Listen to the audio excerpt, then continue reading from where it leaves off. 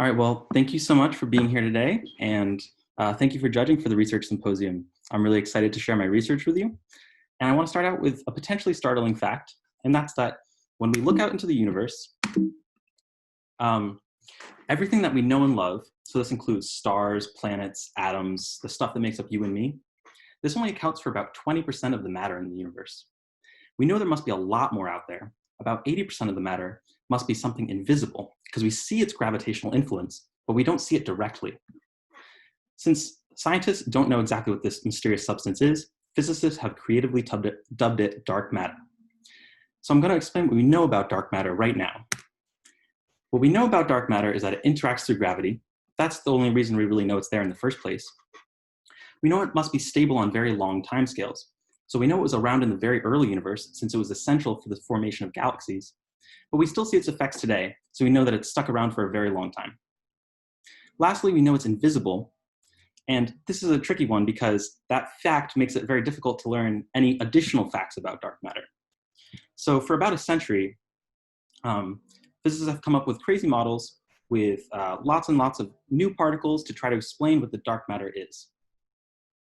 Unfortunately, we haven't seen any of these particles. So from my perspective, why don't we start with something that we already know is out there that meets these criteria beautifully? I'm talking about black holes. So I claim that black holes are a very natural dark matter candidate. I don't have to convince you that black holes have a lot of gravity. You know you shouldn't get too near one or you will never come back. We know they're stable on long timescales. In fact, they're among the most stable objects in the universe that we know of. And they're invisible because any light that gets too close to a black hole cannot escape its gravitational influence. So we can't directly see black holes.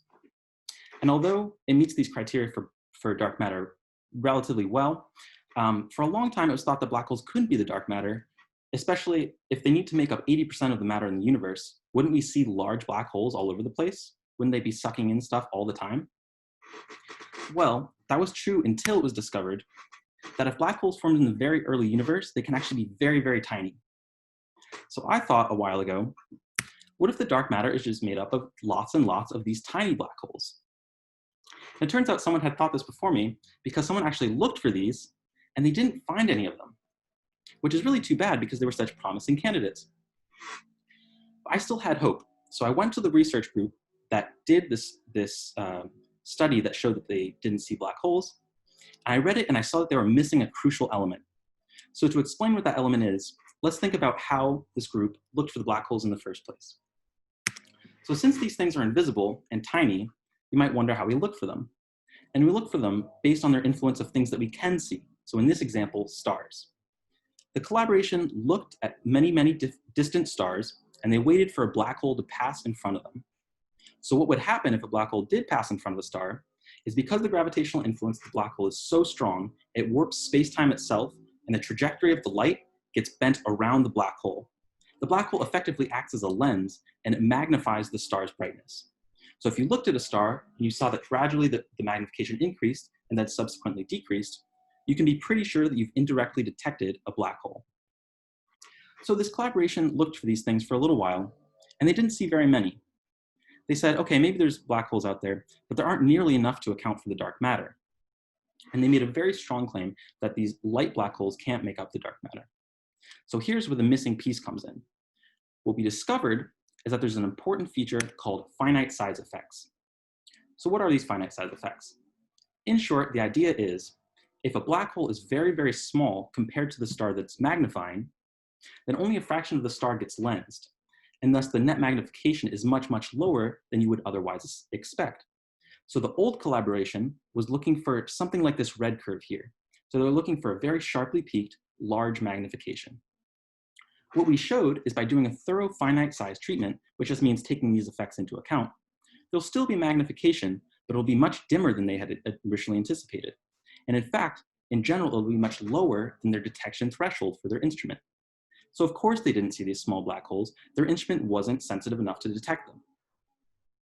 So from this, we were able to show that the previously ruled out constraints on these black holes are in fact not valid at all. So it's still entirely possible that small black holes could make up 100% of the dark matter. And we showed that in a very, very large region of the parameter space, this is in fact a very good possibility. So while we're not particularly claiming that these black holes are 100% like with certainty the dark matter, they're a very promising candidate. They match the data exceptionally well, and now they're back in the running. In summary, I hope I've convinced you that black holes are very natural dark matter candidates and that they fit the data relatively well. The only strike against them really was that they were thought to have been ruled out because people didn't see them. But we showed by accounting for these important finite size effects, these small black holes can actually explain 100% of the dark matter. So with that, I'd like to thank you so much for listening. I'd also like to thank my collaborators, Stefano and Tesla from the physics department, Raja, who's a professor in the astronomy department, and his grad student, Kevin, and Sam English, who is an undergrad in the physics department, who also worked on this.